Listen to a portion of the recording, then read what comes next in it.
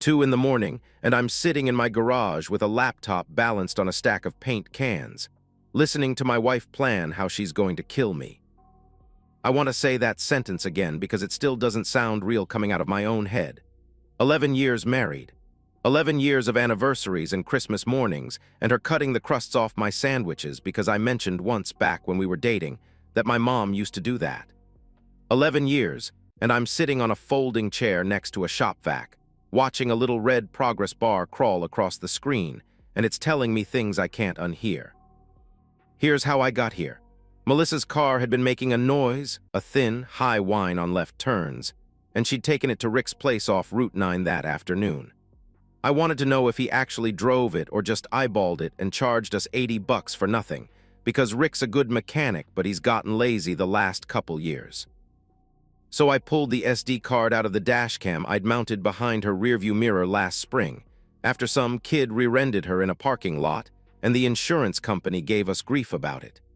Cheap little camera, records video, but it's also got a cabin mic that picks up everything inside the car, which I'd honestly forgotten about until tonight. I wasn't looking for anything. I want that on the record, even if the only person keeping the record is me.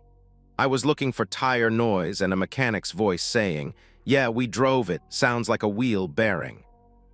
Instead, I got 41 minutes of Melissa's voice, alone in the car, talking to Craig. The first 10 minutes I almost skipped past.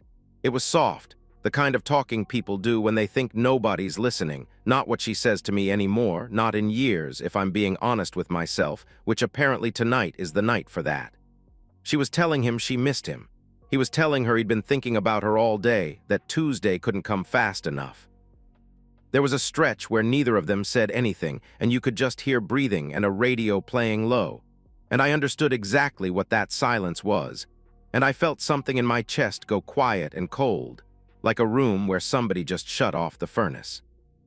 Craig, my best friend since junior year of high school, best man at my wedding.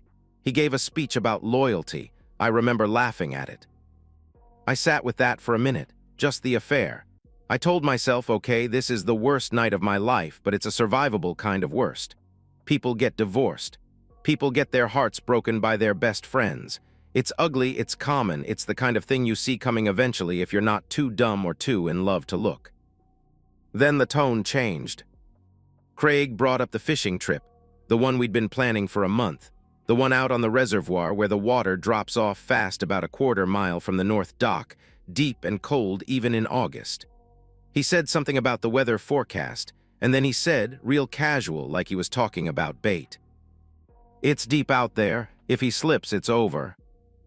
I actually rewound it, played it again. Some part of my brain tried to give it an innocent shape, a joke, a throwaway line about how dangerous the lake could be. Guys talk like that. I wanted it to be nothing so bad I nearly convinced myself. Then Melissa said it, flat and unhurried, the way you'd remind someone about milk.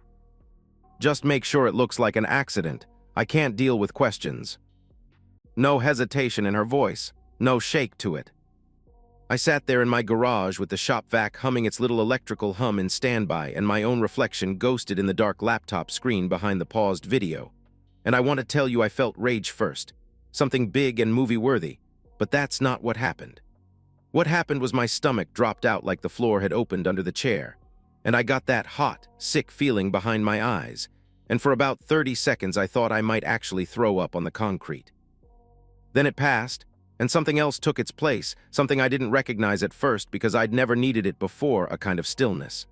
Cold and mechanical, like when a machine at the plant throws an error code and you stop feeling anything about it and just start troubleshooting. My hands stopped shaking. I copied the file to 3 different places before I let myself think about anything else.